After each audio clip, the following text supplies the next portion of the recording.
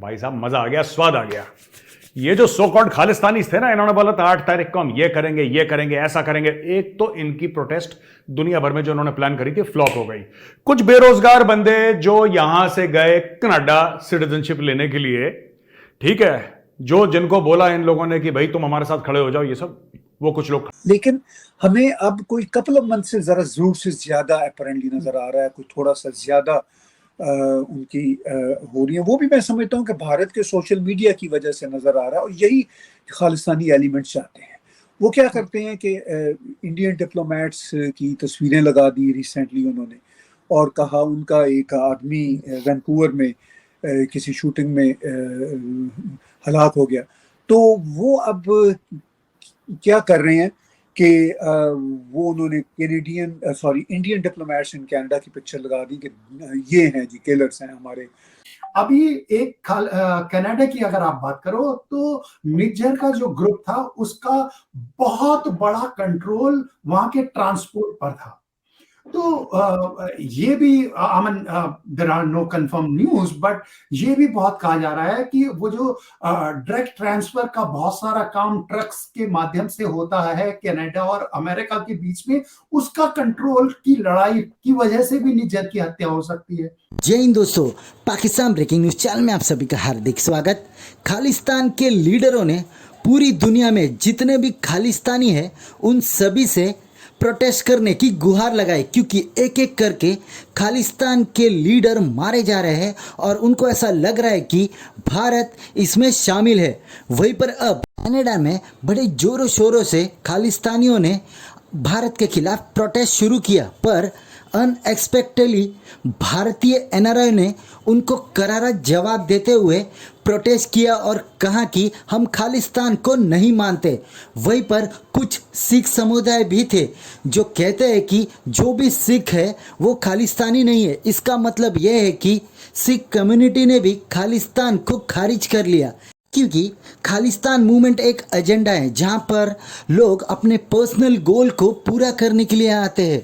वहीं पर लोगों को फेम मिल जाता है और इसलिए सभी ने इसके प्रोटेस्ट का विरोध करने का फैसला कर लिया। जहां पर जितने भी एनआरआईज थे कनाडा में, उन्होंने ये डिसीजन लिया कि वो खालिस्तानी मूवमेंट के खिलाफ प्रोटेस्ट करेंगे। और ऐसे ही सब देखने को मिला। जब रोड्स पे खालिस्तानी निकले तो बढ़ चढ़कर भारतीय एनआरआई ने भी उनको रोका और प्रोटेस्ट शुरू कर दिया।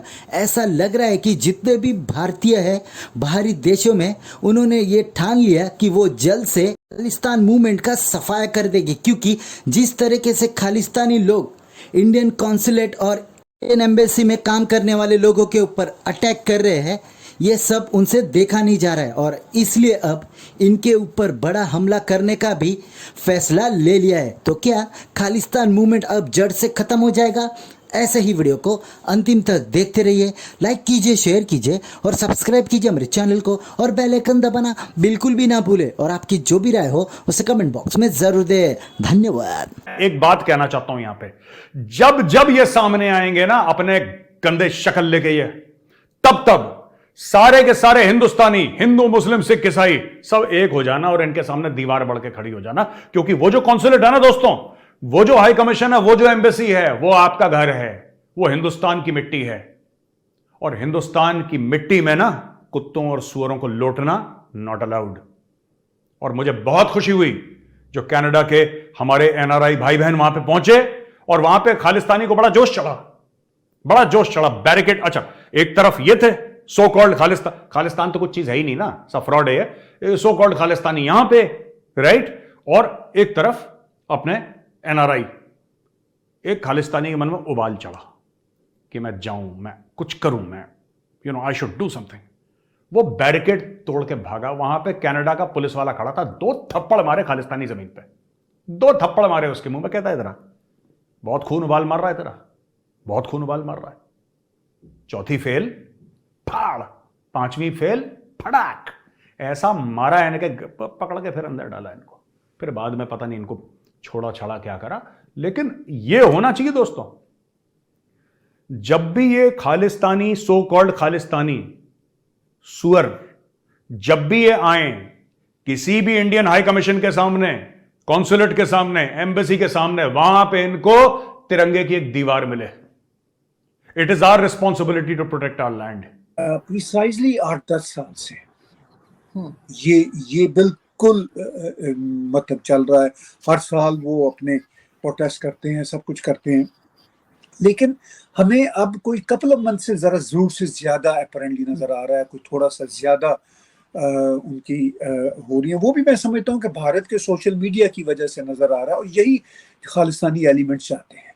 वो क्या करते हैं कि इंडियन डिप्लोमेट्स की तस्वीरें लगा दी रिसेंटली उन्होंने, और कहा उनका एक आदमी वैंकूवर में किसी शूटिंग में हलाक हो गया। तो वो अब क्या कर रहे हैं कि वो उन्होंने इंडियन डिप्लोमेट्स इन कनाडा की पिक्चर लगा दी कि ये हैं जी, किलर्स हैं हमारे उस लीडर के जो वैंकूवर में मारा गया था। तो उस वजह से फिर जाहिर है भारत का सोशल मीडिया बहुत रिएक्ट कर रहा है। और अभी कल ही एक प्रोटेस्ट हुआ, मैं भी एज ए जर्नलिस्ट वहाँ पे गया हुआ था, इंडियन कॉन्सुलेट के बाहर टोरंटो में।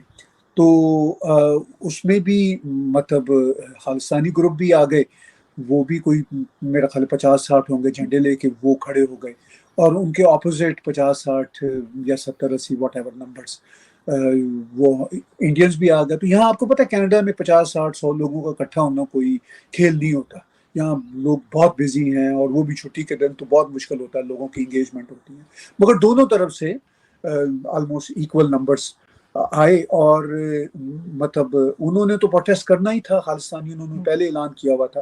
तो भारतीय डायस्पोरा ने भी एकदम से फिर प्लान किया, वो भी आए, और बहुत सारे ग्रुप्स के रिप्रेजेंटेटिव्स आए, और अच्छी खासी वहाँ पे शोर जो है वो एक शोर शराबा हुआ। पुलिस ने सबसे जो बिजी रोड है, one of the busiest road in downtown Toronto, वो ब्लॉक कर दी, एक खास उसका सेक्शन।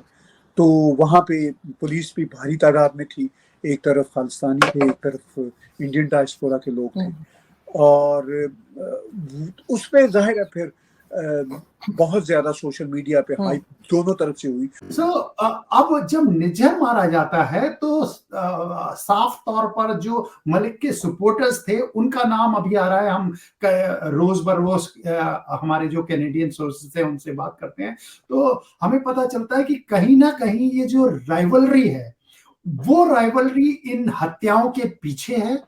और वो केवल राइवलरी नहीं है, सुप्रेमेसी के लिए जो रेस होती है ना, जो गैंग वार होती है कि एक गैंग है खालिस्तानियों का, एक गैंग दूसरे गैंग से बड़ा बनना चाहता है। क्यों बड़ा बनना चाहता है? क्योंकि मनी और रिसोर्सेज, जो डोनेशंस आते हैं, उन रिसोर्सेज पे किसका कब्जा होगा, केवल उसकी लड़ाई है इनके पास। अभी एक कनाडा की अगर आप बात करो तो निज्जर का जो ग्रुप था उसका बहुत बड़ा कंट्रोल वहां के ट्रांसपोर्ट पर था। तो ये भी there are no confirm news, but ये भी बहुत कहा जा रहा है कि वो जो डायरेक्ट ट्रांसफर का बहुत सारा काम ट्रक्स के माध्यम से होता है कनाडा और अमेरिका के बीच में, उसका कंट्रोल की लड़ाई की वजह से भी निज्जर की हत्या हो सकती है। तो इसमें बहुत सारी चीजें हैं जो हम अलग अलग तरीके से इंटरप्रेट कर सकते हैं, बट लेट्स सी कि फाइनली जो कनाडा की पुलिस है वो क्या निकाल के देती है। एक टोरंटो में भारत माता मंदिर को इन्होंने डिफेस कर दिया और उसके ऊपर पोस्टर लगा दिया। अच्छा, खालिस्तानियों ने कभी कुछ बनाया तो है नहीं। मैंने क्या बोला? चौथी पांचवी फेल यहां से आए किसी पिंड से झूठ बोल के, झूठा सर्टिफिकेट लेके कि साहब हमें, अब ये देखो ये पहुंचे इमिग्रेशन में भैया, तो चिट्ठी लेकर आए कि हम तो पॉलिटिकल एक्टिविस्ट थे और हमारे साथ बड़ा जुल्म हो रहा है भाई इंडिया में, और बड़ा हमें दबाया कुचला जा रहा है, इसलिए हम कनाडा में रहना चाहते हैं, ठीक है। तो उससे बोला अच्छा ठीक है, पॉलिटिकल एक्टिविज्म की स्पेलिंग क्या होती है? कह रहा साहब ये तो नहीं पता यार, ये तो बड़ा लंबा चौड़ा सवाल पूछ लिया। ये सारे के सारे खालिस्तानी ऐसे ही हैं, या इनमें से कुछ ऐसे हैं जिनके बाप थे आतंकवादी, जिनको ठोका गया यहां पे जब एंटी टेररिस्ट ऑपरेशन चले थे भारत में, तो उनको ठोका गया। तो इनके मन में यह है कि भाई हमारे इसको क्यों मार दिया, हमारे बाप को क्यों मार दिया, हमारा ऐसा क्यों कर दिया, हमारा, और तुम्हारा बाप आतंकवादी था, ठोक दिया, उसको क्या करना उसका? फिर भाई उसकी थाली से क्या पूजा अर्चना करनी है? उसकी निपटा दिया उसको, वो तो जो करेगा। कल मैं गलत करूंगा मुझे मार देंगे, साफ सीधी बात है। पर नहीं, क्यों मारा? तो ये सब मन में अपने मलाल लेके वहां पे बैठे हैं, पर इनमें से 99% मैं बता रहा हूं इनकी कोई आइडियोलॉजी नहीं है, लालची लोग हैं। ये जो सो कॉल्ड खालिस्तान है दोस्तों, एक इंडस्ट्री है।